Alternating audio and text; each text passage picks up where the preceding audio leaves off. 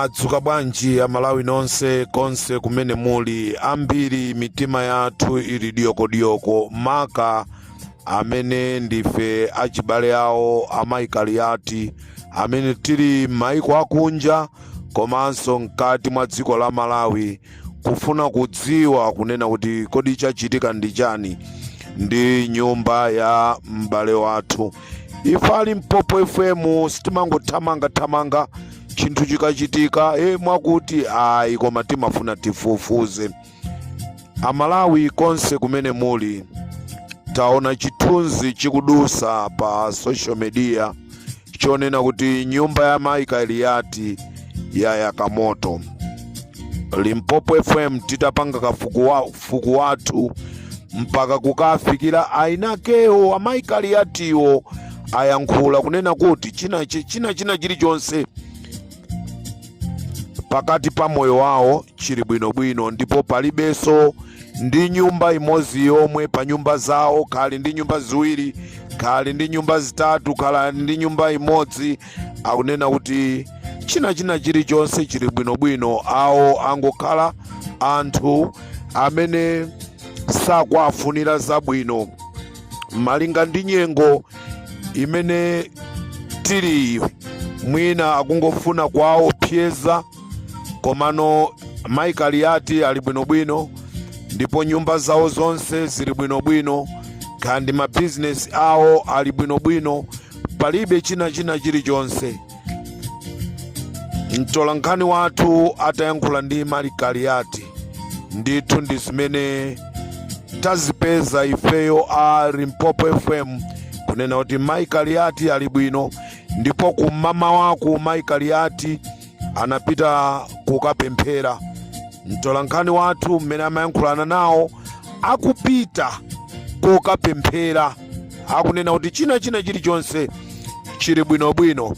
Ndi Amalawi nonse amene mmakonda maikaliati, dekani china chilichonse kwa iwo chili bwinobwino. Tiye tiyang'ane maso patsogolo, poti zinthu zikamachitika pali anthu ena amabwera ndi nkhani ndi cholinga nkhani zina zifufutike, tiwale zimene zinalipozo tizithamangira kukaona izi. Ino Amalawi mukudziwa kunena kuti posachedwa pompa ndi pa 10 pomwepa mwezi watha omwewu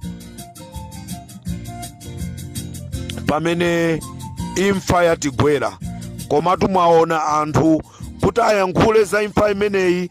Anthu ambiri takhala tikuopsezedwa, anthu ambiri akhala akuopsezedwa kuti sayenereka munthu kuyankhula za imfa ya Chilima.